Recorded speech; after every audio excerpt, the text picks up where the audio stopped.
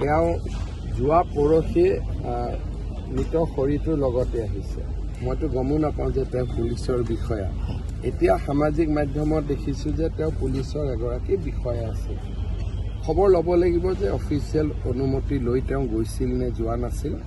যদি অফিচিয়েল অনুমতি লৈ যোৱা নাছিল, চৰকাৰেতো নিজৰ ব্যৱস্থা গ্ৰহণ কৰিব লাগিব। কিন্তু মই যোৱাকালিও কৈছোঁ যে ফাইলৰ কাম কাজ অহা কালিৰ পিছত চাম, কাৰণ আজি দিনটো পাৰ হৈ যাওক আৰু কালি দিনটো পাৰ হৈ যাওক।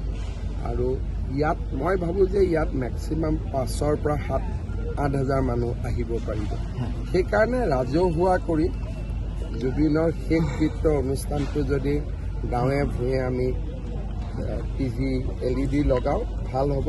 আৰু মই চৰকাৰকো ক'ম যে আটাইকেইখন ডিষ্ট্ৰিক্টসকলকো গধূলি মই কৈ দিম যাতে সকলো জেগাতে তেওঁলোকে ৰাজহুৱা স্থান, ৰাজহুৱা খেলপথাৰত LED লগাব।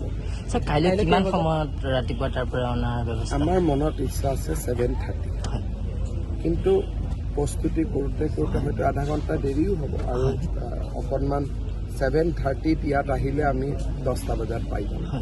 আৰু খুব ৰ'দো বেছি, সেইকাৰণে আকৌ যোৱাৰ কালিও প্ৰায় 300তকৈ বেছি মানুহৰ ডায়েৰিয়া হৈছে। তাতে আমি সৰু সজাইত হস্পিটেল এখন বনাই ৰাখিছিলোঁ বুলি বিশেষ দুৰ্ঘটনা নোহোৱাকৈ থাকি গ'ল। সেইকাৰণে আমি এই সময়টো আপোনালোকেও দেখিছে, যদি বৰষুণ নহয় গৰম হৈ এই সময়ত থিয় হৈ থকাটো যথেষ্ট কষ্ট। সেইকাৰণে আমি যিমান সোনকালে পাৰোঁ আমি ৰাতিপুৱাই আৰম্ভ কৰিব বিচাৰোঁ। আজি এটাই কালি হৈ যাওক, জুবিনৰ অনুৰাগীসকলৰ পৰাও নাম আহিব, পৰামৰ্শ আহিব। মই আগতে কৈছোঁ যে চৰকাৰে অলপ আগতীয়াকৈ কামবোৰ কৰিলে মানুহে ভাল নাপাব। ৰাইজৰ পৰা পৰামৰ্শ আহক, ৰাইজে কথাখিনি ক'লে আমি চৰকাৰে গ্ৰহণ কৰিব পাৰিম। কাইলৈ কিমান সময়ত তাৰ পৰা লৈ অহা হ'ব নশ্বৰদেৱ?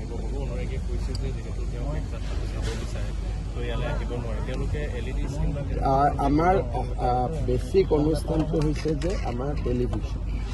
মই ভাবোঁ যে জুবিনৰ শেষকৃত্য চোৱাৰ আটাইতকৈ ভাল মিডিয়ামটো হৈছে টেলিভিশ্যন। আমাৰ গাঁৱৰ যুৱক সংঘ, গাঁৱৰ নামঘৰ বা বিভিন্ন অনুষ্ঠান আছে। গাঁৱত তেওঁলোকে কালি ৰাজহুৱা কৰি টিভিটো ৰাজহুৱা স্থানত দি তেওঁলোকে সকলোৱে একেলগে জুবিনক শেষ শ্ৰদ্ধা জনাব পাৰে।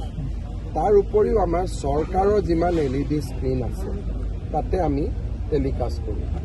আৰু মই DIPRক ক'ম যে গুৱাহাটীৰ যদি বা আন চিটিৰ নগৰৰ বিভিন্ন সামাজিক স্থানত যদি ডাঙৰ কৰি যদি আমি LED স্ক্ৰীণ লগাব পাৰোঁ, লগাবৰ ব্যৱস্থা কৰিব পাৰোঁ, আমি পাৰোঁ কৰিব পাৰোঁ।